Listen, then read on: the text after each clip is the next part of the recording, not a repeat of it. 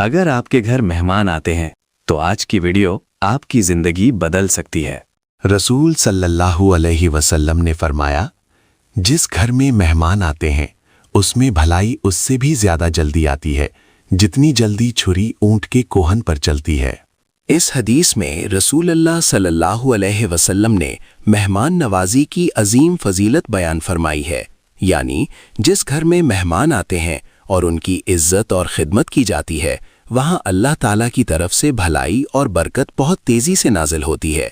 जैसे छुरी ऊंट के कोहन पर जल्दी चलती है, उसी तरह उस घर में खैर व बरकत जल्दी आती है।